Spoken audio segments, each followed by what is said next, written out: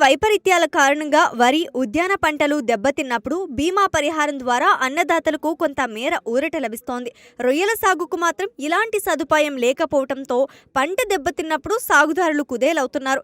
డాలర్ల పంటగా పేరొందిన రొయ్యల సాగుకు పెట్టుబడి చాలా ఎక్కువ అవుతోంది.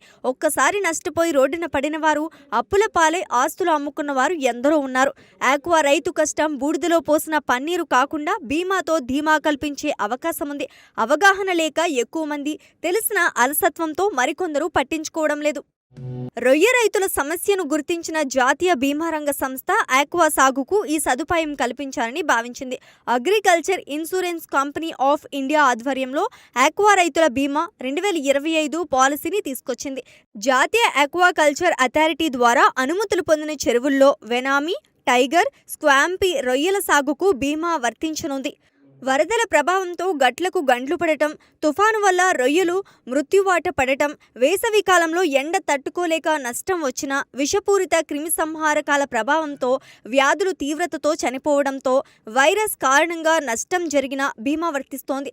రైతుకు దాదాపు 5 ఎకరాల వరకు బీమా వర్తిస్తుంది.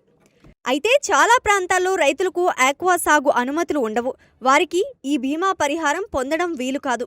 తగిన దస్త్రాలు, అనుమతులున్న చెరువులకు ఎకరాకు 12,000 చొప్పున ప్రీమియం చెల్లించాల్సి ఉంటుంది. ఏదైనా నష్టం వాటిల్లితే తీవ్రతను బట్టి 3 లక్షల వరకు పరిహారం వస్తుందని మత్స్యశాఖ అధికారులు చెప్తున్నారు. సాగు ప్రారంభమైన 15 రోజుల నుంచి 130 రోజుల వరకు బీమా వర్తిస్తోంది. చాలా మందికి బీమాపై అవగాహన లేదు. ఉన్నవారు సైతం నష్టం జరుగుతుందో లేదో చెప్పలేము కాబట్టి 12,000 చెల్లించడం భారంగా భావిస్తున్నారు. అయితే ఆసక్తి ఉన్న రైతులు సమీప ఏఐసి కార్యాలయంలో సంప్రదిస్తే దరఖాస్తు చేయటం, ప్రీమియం చెల్లింపు, ఇతర నిబంధనలన్నీ చెప్తారు. దానికి తగ్గట్లుగా దరఖాస్తు చేసుకుంటే సరిపోతుంది.